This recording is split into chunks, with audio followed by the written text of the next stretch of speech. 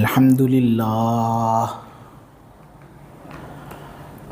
لله نحمده ونستعينه ونستغفره ونؤمن به ونتوكل عليه ونعوذ بالله من شرور أنفسنا ومن سيئات أعمالنا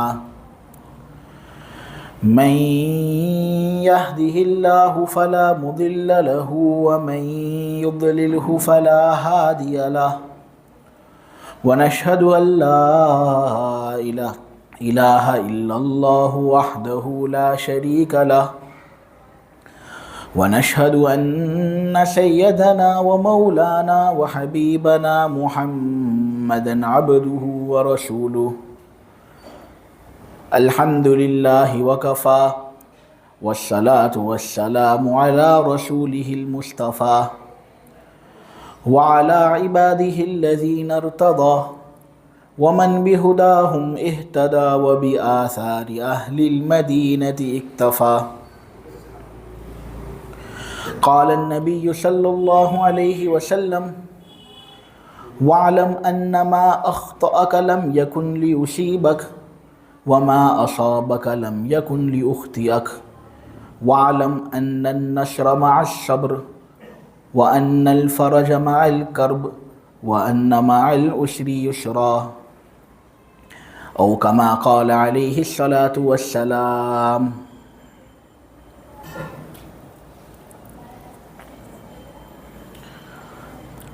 حضرت عبداللہ ابن عباس رضی اللہ تعالیٰ عنہما کو ایک مرتبہ حضرت علی رضی اللہ تعالیٰ عنہ نے ایک خط بھیجا اور اس خط کے اندر ایک نصیحت تھی حضرت عبداللہ ابن عباس کے لیے. حضرت عباس کے بیٹے عبداللہ نبی کریم صلی اللہ علیہ وسلم کی وفات کے وقت تقریباً 13 سال کے ہی تھے، یعنی انہوں نے حضور کے ساتھ فقط 13 سال گزارے، اور 13 سال کی جب ان کی عمر تھی تب ان کی مدت حضور کے ساتھ صحبت کی تھی وہ ختم ہوئی، اور نبی کریم صلی اللہ علیہ وسلم دنیا سے پردہ فرما گئے. لیکن اس 13 سال کی عمر میں حضرت عبداللہ ابن عباس نے جو علم حاصل کیا ہے، جو مہارت حاصل کی ہے دین کے اندر، جو لوگ حدیث پڑھتے ہیں، قرآن پڑھتے ہیں، قرآن کی تفسیر دیکھتے ہیں، ان کو معلوم ہے کہ حضرت عبداللہ ابن عباس کا علمی مقام کیا تھا.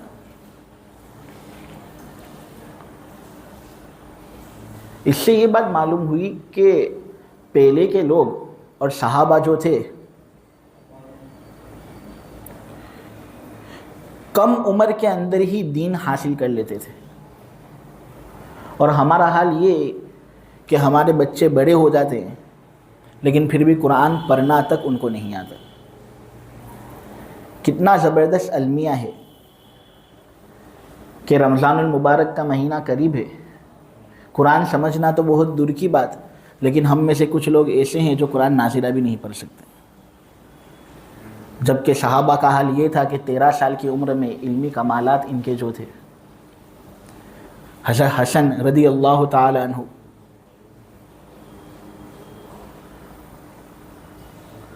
نبی کریم صلی اللہ علیہ وسلم کی وفات کے وقت ان کی عمر 60 سال کی تھی تقریباً، لیکن آپ دیکھیں کتنی سب حدیثیں حضور کے حوالے سے انہوں نے بیان کی. حضرت عبداللہ ابن عباس کو تو نبی کریم صلی اللہ علیہ وسلم نے ایک خاص دعا بھی دی تھی. یہ دعا دی تھی کہ میرا یہ لڑکا حکمت سے بھی لبریز ہوگا اور قرآن کی تفسیر بھی بڑے اچھے طریقے سے کرے گا. حرف بحرف نبی کریم صلی اللہ علیہ وسلم کی یہ دعا شادی کا ہے.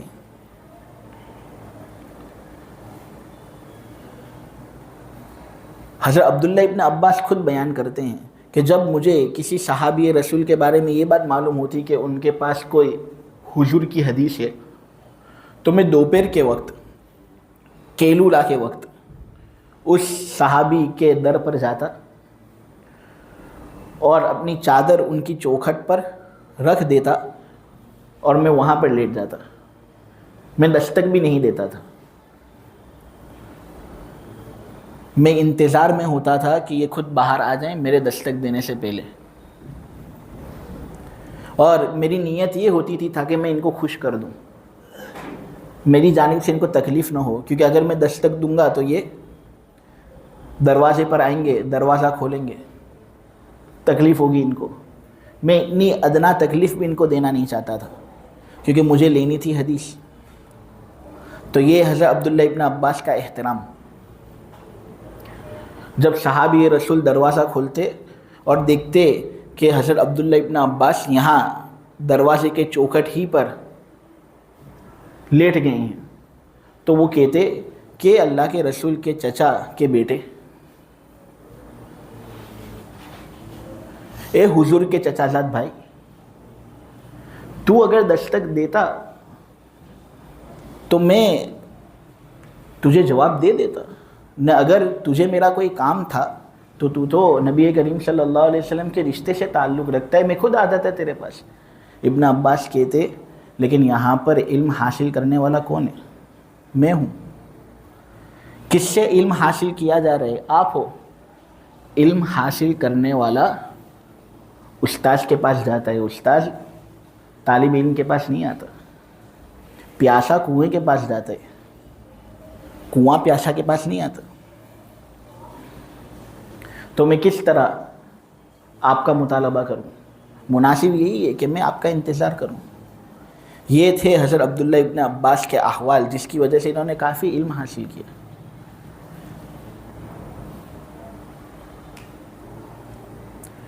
حضرت علی نے ایک مرتبہ حضرت عبداللہ ابن عباس کو ایک نصیحت بھیجی, اور ابن عباس نے اس نصیحت کے بارے میں یہ بات کہی کہ نبی کریم صلی اللہ علیہ وسلم کے بعد اگر کسی کی نصیحت سے مجھے سب سے زیادہ فائدہ ہوا تو حضرت علی کی اس نصیحت سے مجھے سب سے زیادہ فائدہ ہوا. حضرت علی نے اس نصیحت کے اندر یہ بات لکھی کہ اے عباس کے بیٹے, دنیاوی معاملے تجھے غمگین نہ کرنے پائے, اور دنیاوی معاملوں کی وجہ سے کبھی بھی بہت زیادہ غمگین مت ہونا, اور کبھی ایسا بھی نہ ہو کہ دنیاوی معاملے کی وجہ سے تو بہت زیادہ خوش ہو جائے. دنیا تو فانی ہے, دنیا کے اندر بہت سے معاملے ایسے ہوتے ہیں کہ ہم ان کی وجہ سے غمگین ہو جاتے ہیں. دکان کے اندر نقصان ہوا, دھندے میں نقصان ہوا, آدمی غمگین ہو جاتا ہے. بہت سے لوگ تو اتنا دماغ پر لے لیتے ہیں کہ رات کو پھر سوتے بھی نہیں.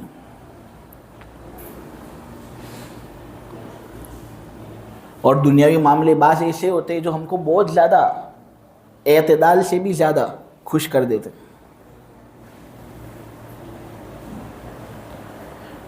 کاروبار میں فائدہ ہوا, گاہک زیادہ آ گئے تو آدمی حد سے زیادہ خوش ہو رہے, حد سے زیادہ مستی ہے. حضرت علی نے حضرت عبداللہ ابن عباس کو یہ کہا کہ دیکھو, کبھی بھی کسی دنیاوی معاملے کی وجہ سے حد سے زیادہ غمگین مت ہونا اور حد سے زیادہ خوش مت ہونا. جو تقدیر میں ہوگا وہ تم کو مل کر رہے گا. جو چیز تم کو پہنچی ہے وہ تم سے چھوٹنے والی تھی ہی نہیں, اور جو چیز تم سے چھوٹی ہے وہ تم کو پہنچنے والی تھی ہی نہیں. یہ نصیحت کا حصہ حضرت عبداللہ ابن عباس نے نبی کریم صلی اللہ علیہ وسلم سے بھی سنا تھا, اور یہ وہی حصہ ہے جو میں نے خطبے کے اندر پڑھا.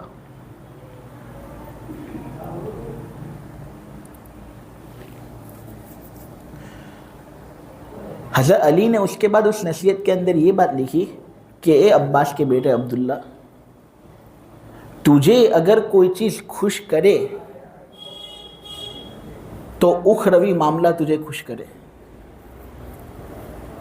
نہ اگر کوئی چیز تجھے غمگین کرے تو ہونا یہ چاہیے کہ اخروی معاملے کی وجہ سے تو کوئی غمگین ہوا ہو. یہ مناسب ہے. مثلا نماز ادا کی, اللہ نے توفیق دی صدقہ کرنے کی, اللہ نے توفیق دی صبح کے وقت قرآن پڑھنے کی, اللہ نے توفیق دی والدین کی خدمت کرنے کی, اللہ نے توفیق دی درود شریف پڑھنے کی, اللہ نے توفیق دی لوگوں کی مدد کرنے کی، تو یہ چیز ایسی ہے جس کی وجہ سے آدمی کو خوش ہونا چاہیے. اور اگر اتفاق سے نماز چھوٹ گئی ہو، جو معمول تھا آدمی کا دن کے اندر قرآن پڑھنے کا، وہ معمول پورا ہو نہ پایا، کسی کی مدد کرنی تھی لیکن مدد نہ کر سکے، والدین کے ساتھ ذرا تو میں ہو گئے، تو یہ اخروی معاملہ ہے. اس کی وجہ سے آدمی کو غم محسوس کرنا چاہیے، ورنہ دنیاوی وجہ سے تو کوئی آنچ نہیں آنی چاہیے آدمی پر. کیوں؟ کیونکہ آخرت باقی رہنے والی چیز ہے، دنیا فنا ہو کر رہ جائے گی. دنیا کا تو کوئی اعتبار ہی نہیں ہے. حضرت ابن عباس نے یہی بات کہی کہ حضرت علی کی جو یہ نصیحت تھی نا، حضور کے بعد اگر کسی نصیحت نے مجھے سب سے زیادہ فائدہ پہنچایا ہو تو وہ یہی نصیحت ہے. اور دونوں صحابہ تھے،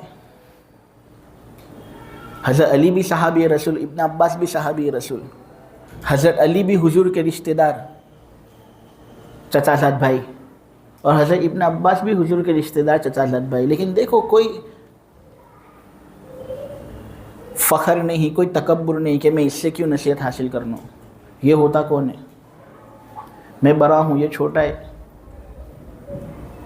میں تو قرآن کو اچھی طریقے سے سمجھتا ہوں، شاید وہ اتنا زیادہ قرآن کو اچھی طریقے سے نہ سمجھتا ہو. ایسا کوئی تکبر اور فخر تھا ہی نہیں. نصیحت حاصل کر لیتے تھے، جو اچھی باتیں تھیں وہ لے لیتے تھے، جو بری باتیں تھیں وہ چھوڑ دیتے تھے. سادہ مزاج کے تھے. صحیح بخاری کے اندر ایک صحابی رسول حضور سے کہتے ہیں کہ اللہ کے رسول، میں اللہ کی رضا حاصل کرنے کے لیے ہی عبادت کرتا ہوں، لوگوں کو راضی کرنے کے لیے میں عبادت نہیں کرتا، مجھے اللہ کو راضی کرنا ہوتا ہے. لیکن جب لوگ مجھے عبادت کے اندر دیکھ لیتے ہیں نا تو مجھے بڑی خوشی ہوتی ہے. صاف صاف کہہ دیتے تھے. ایسا نہیں کہ نہیں میں اپنے خشوع کے اندر ہی رہتا تھا، مجھے تو کچھ فرق ہی نہیں پڑے. صحابہ بالکل سادے مزاج کے لوگ تھے. جہاں ننگے پیر چلنا ہوتا تھا وہاں ننگے پیر چل لیتے تھے. سادے کپڑے کے تھے، سادہ مزاج رکھتے تھے، کچھ بھی کھا لیتے تھے. لیکن آج کل ہمارے زمانے کے اندر آپ دیکھیں کہ منافقت ہی ہر جگہ چھائی ہوئی ہے. لوگ دکھاتے کچھ اور ہیں، ہوتا کچھ اور ہے. انگلش کے اندر ایک پروورب ہے، I love the person who openly hates me, but I despise those who pretend to love me. میں بہت محبت کرتا ہوں ان لوگوں سے جو کھلم کھلا یہ کہہ دیتے ہیں کہ مجھے نفرت ہے آپ سے، لیکن مجھے نفرت ہے ان لوگوں سے جو دکھاتے تو یہ ہیں کہ ان کو مجھ سے محبت ہے لیکن حقیقت میں نفرت دل کے اندر بھری ہوتی ہے. سادہ مزاج کے لوگ نصیحت جس نے دی اس کی قبول بھی کر لی، اور پھر تعریف کرنے کے اندر پیچھے نہیں ہٹتے تھے. جہاں پر تعریف جس مقام پر جیسی کرنی ہو وہاں پر اسی تعریف بھی کرتے تھے. بڑوں کی تعظیم کرتے تھے، چھوٹوں سے نرمی کرتے تھے. صحابہ کا یہ مزاج تھا. یہی تو وہ مزاج تھا جس کی وجہ سے عبداللہ ابن عباس کا مقام پھر بہت اونچا ہوا. بخاری کے اندر وہ خود بیان کرتے ہیں کہ بدر کے جو شیوخ ہوتے تھے نا، حضرت عمر مجھے ان کے ساتھ بٹھاتے تھے. لوگوں کو اعتراض بھی بہت ہوتا تھا کہ یہ نو عمر لڑکا، اس کو بدر کے بڑے بڑے لوگوں کے ساتھ بٹھا دیا، اس کے پاس کون سا علم، اور اس لڑکے کو جو اپرچونیٹی ملی ہے ہمارے لڑکوں کو ایسی اپرچونیٹی کیوں نہیں ملتی. لیکن حضرت عمر کہتے تھے کہ تم کو معلوم ہے کہ یہ لڑکا جو ہے وہ اپنی عمر کی وجہ سے یہاں بیٹھا نہیں ہے، اپنی قابلیت کی وجہ سے بیٹھا ہے. جھجکتے تھے یہ کچھ بولنے سے پہلے، اور عام متن چھوٹوں کو جھجکنا چاہیے. ایسا نہیں کہ بڑے جہاں پر موجود ہو وہاں چھوٹے بھی اپنا منہ چلا لیں. یہ تو تباہی ہے. ہم تباہی سمجھتے ہیں یہ کہ بڑے بیٹھے ہوں وہاں پر چھوٹا زبان درازی کرے. جب بڑے موجود ہیں تو پھر ہم کیوں بولیں؟ تو یہ جھجکتے تھے، لیکن حضرت عمر ان کو کہتے تھے کہ جھجکنا اپنے اندر مناسب نہیں، میں نے تم کو تمہارے علم کی وجہ سے یہاں پر بٹھایا ہے، اور علم کا دار و مدار عمر کی کمی اور زیادتی پر نہیں، تم بولو۔ تو بولتے تھے، اور خوب قرآن کو انہوں نے حل کیے حضرت عبداللہ ابن عباس نے۔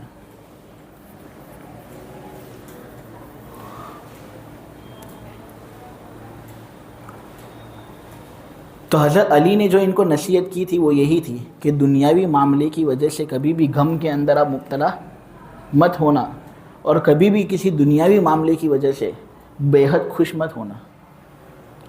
تمہیں اگر کوئی چیز خوش کرے تو وہ اخروی معاملہ ہو، تمہیں اگر کوئی چیز غمگین کرے تو وہ اخروی معاملہ ہو۔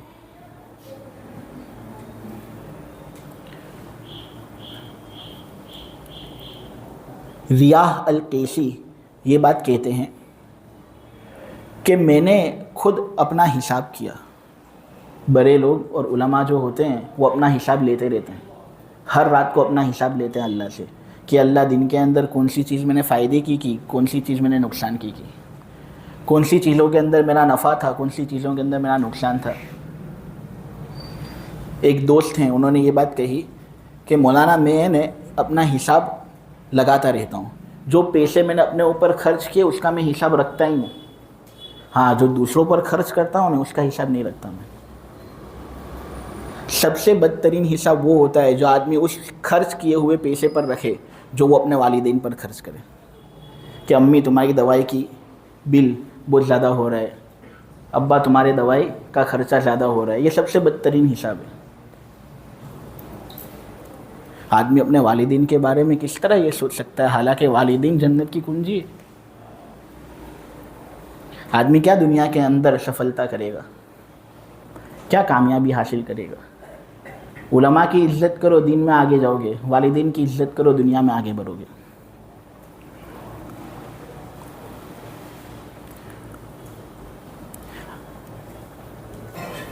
شیخ سلیمان صاحب کے والدین ان سے یہ بات کہتے رہتے تھے کہ اے سلیمان، جب ہم انتقال کر دیں گے نا، تب جو دکھ ہم نے تجھ کو پہنچایا ہمارے ساتھ تو اس کو بھی دفن کر کے آئے گا، وہ تجھے یاد نہیں آئے گا، لیکن جو دکھ تو نے ہم کو پہنچایا ہے زندگی بھر وہ دکھ تیرے دل اور دماغ کے اندر کھٹکتا رہے گا۔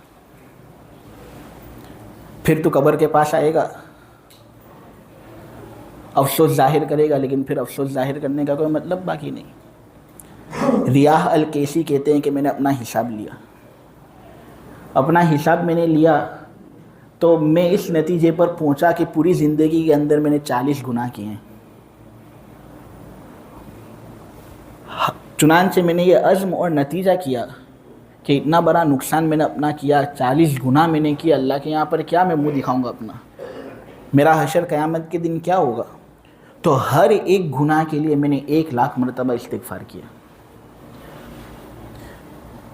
یہ وہ لوگ تھے جو دنیاوی معاملوں کی وجہ سے غمگین نہیں ہوتے تھے، ان کو تو کچھ اثر نہیں ہوتا تھا، اخروی معاملوں کی وجہ سے غمگین ہوتے تھے۔ میرے عزیزوں میں اگر آپ لوگوں کو یہ پوچھوں کہ کبھی آپ نے بھی کوئی گناہ کیا ہوگا، لیکن کون سا ایسا گناہ ہے جس گناہ کی وجہ سے، خوف کی وجہ سے تم پوری رات جاگے ہو، مصلی بچھا لیا ہو، پوری رات اللہ کے دربار میں ہاتھ پھیلائے ہوں؟ گناہ سے تو ہم کو کوئی اثر نہیں ہوتا، لیکن دنیاوی معاملہ اگر کوئی ہو تو ہماری راتوں کی نیندیں بھی اڑ جاتی ہے۔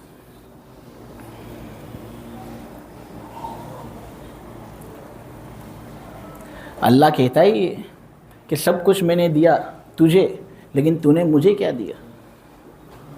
امام شافعی کہتے ہیں بڑا خوش نصیب ہے وہ شخص جو راتوں کو مصلی بچھاتا ہے اور اللہ سے گھنٹوں تک باتیں کرتا رہتا ہے۔ پانی جس طرح بہتا ہے نا، اس طرح اللہ سے باتیں کرتا رہتا ہے وہ، لیکن جب صبح ہوتی ہے اور لوگوں کے سامنے بات چیت کرنے کی بات آتی ہے نا تو ایک لفظ بھی نہیں نکالتا۔ اللہ کے سامنے پورے چیپٹر بول لیتا ہے، لیکن لوگوں کے سامنے ایک حرف بھی نہیں نکالتا۔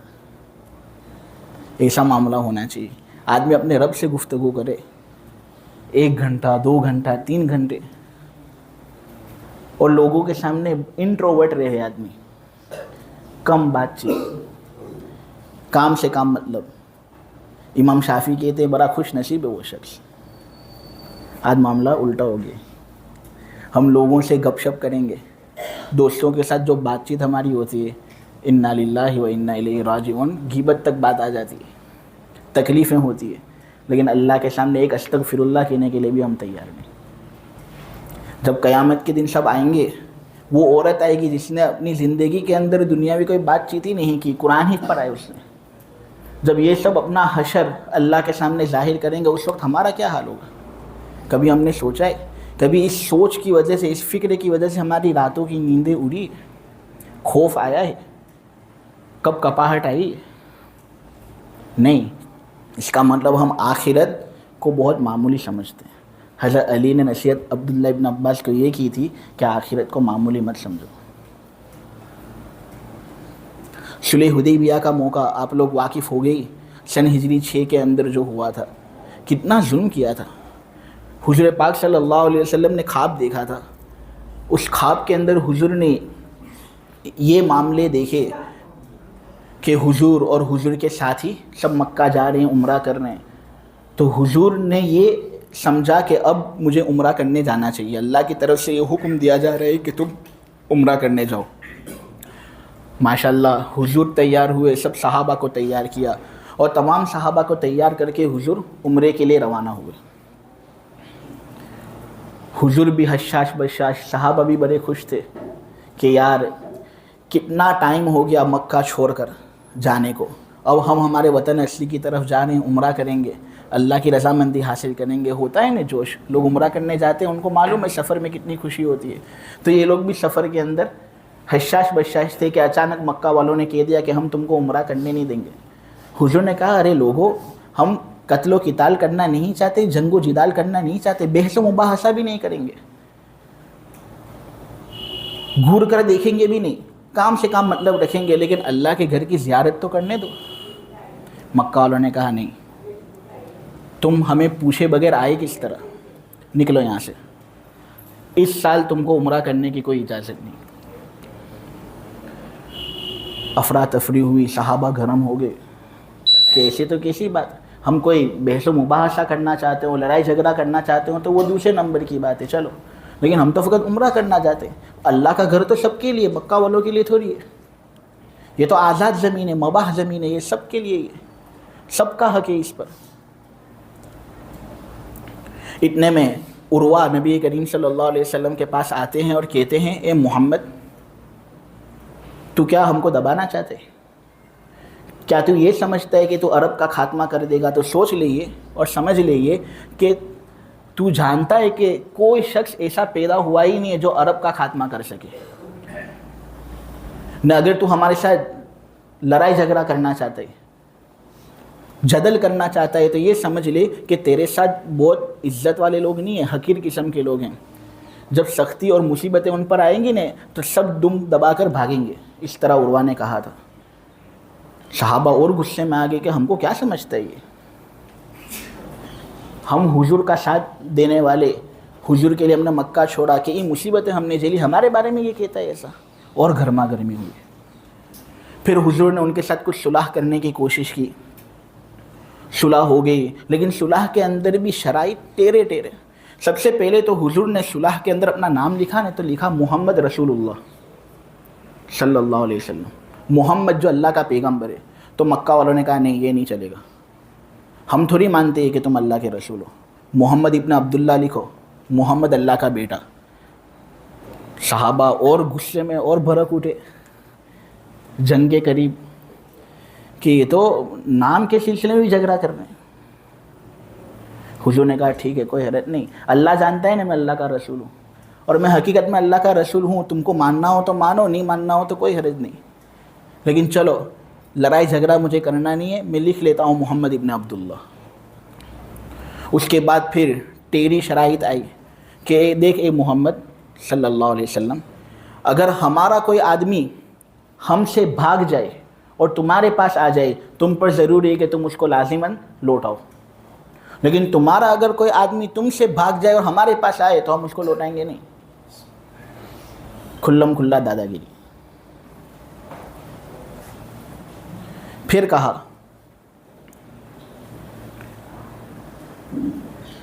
کہ عمرہ اس سال تم کو کرنے کی اجازت نہیں، آئندہ سال آ جانا۔ حضرت عمر چونکہ بڑے سخت مزاج کے تھے، تو اتنی سب جب تنگیاں دیکھی نا اور مصیبتیں دیکھی نا، تو حضرت عمر جوش میں آ گئے اور کہا اللہ کے رسول ذرا آپ کے ساتھ بات کرنی ہے، ذرا آپ سائڈ پر آتے ہیں۔ اور حضرت عمر نے زور سے ذرا کہہ دیا اے اللہ کے رسول کیا ہم حق پر نہیں؟ کیا یہ لوگ جھوٹ نہیں؟ کیا آپ اللہ کے رسول نہیں؟ کیا یہ لوگ جھوٹ نہیں؟ کیا ہمارے مقتول جنت میں نہیں؟ کیا ان کے مقتول جہنم میں نہیں؟ اس کے باوجود بھی اتنی دب کر صلح؟ حضور خاموش رہے اور کہا انا فتحنا لک فتحا مبینا، اس میں ہماری خیر ہے، بھلائی اور بھلائی ظاہر ہوئی، مجھے اس پر نہیں جانا، مجھے بس حضرت عمر کا یہ قول جو اس کے بعد آنے والا ہے وہ بیان کرنا ہے آپ لوگوں کے سامنے۔ حضرت عمر کہتے ہیں اس کے بعد کہ میں نے اس وقت حضور کو زور سے بول دیا تھا، حالانکہ جذبات میں آ گئے تھے۔ آپ کو معلوم ہے جذبات کے اندر جب کوئی چیز ہو جاوے نا تو وہ معاف ہوتی ہے۔ حضرت موسیٰ علیہ السلام چھوٹے بھائی تھے، حضرت ہارون بڑے بھائی تھے۔ حضرت ہارون کی داڑھی بھی بہت لمبی تھی۔ چھوٹا بھائی بڑے بھائی پر سختی کرے یہ اچھی بات ہے؟ نہیں، بڑا بھائی چھوٹے بھائی پر سختی کر سکتا ہے، کوئی حرج نہیں، چھوٹے بھائی کو سہن کرنا چاہیے، وہ اللہ کا نظام ہے، دستور ہے، وہ اللہ نے اس کو بڑا پیدا کیا ہے، تم کو چھوٹا پیدا کیا، اب تمہیں اس پر راضی ہونا ہے، جس طرح دیگر چیزوں پر تم راضی رہتے ہو، اللہ کے فیصلوں پر راضی ہونا ہے۔ بڑے بھائی کے سامنے چھوٹا بھائی اپنی آواز بلند نہیں کرتا، بھائی بھائی ہوتا ہے، باپ کے بعد بھائی کا ہی مقام ہے۔ لیکن حضرت موسیٰ نے حضرت ہارون جو بڑے بھائی تھے غصے میں ان کی داڑھی پکڑ لی تھی۔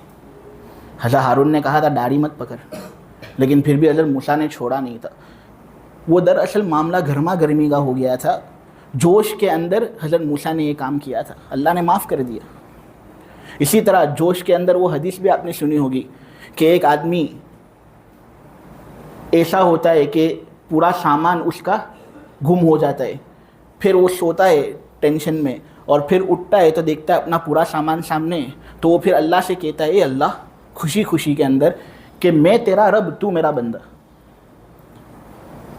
حضور یہ مثال دیتے اور کہتے ہیں کہ جب کوئی بندہ اللہ سے توبہ کرتا ہے نا، اللہ کو خوشی اسی شخص کی طرح ہوتی ہے جو آدمی یہ کہتا ہے جب اس کا سامان گم ہو جاتا ہے پھر ملتا ہے اور جوش ہی جوش میں کہہ دیتا ہے کہ اے اللہ میں تیرا خدا تو میرا بندہ۔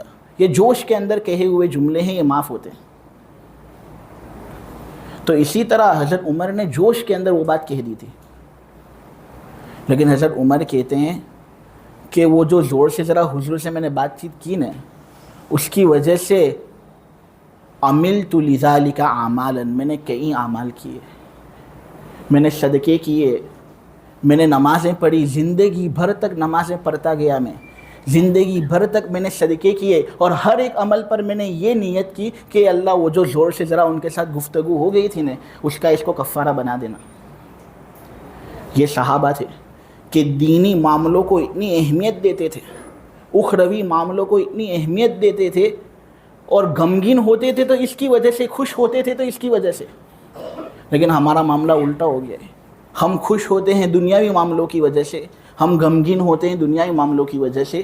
یہ کرنا مناسب نہیں۔ یہی وہ نصیحت تھی جو حضرت علی نے لکھ کر بھیجی تھی حضرت عبداللہ ابن عباس کو، اور جس کے بارے میں حضرت عبداللہ ابن عباس نے یہ بات کہی کہ بہت سارے لوگوں نے مجھے بہت ساری نصیحتیں کی ہیں، لیکن حضور کے بعد اگر سب سے زیادہ کسی نصیحت نے مجھے فائدہ پہنچایا تو وہ حضرت علی کی یہ نصیحت تھی، اور وہی نصیحت میں آپ لوگوں کو نقل کر کے بتا رہا ہوں۔ اللہ تبارک و تعالیٰ سے یہ التجا اور امید ہے کہ سب سے پہلے مجھے اس پر عمل کرنے والا بنائے، اس کے بعد آپ لوگوں کو بنائیں، تمام ایمان والے، ایمان رکھنے والے مرد، ایمان رکھنے والی عورتوں کو اس پر عمل کرنے والا بنائیں۔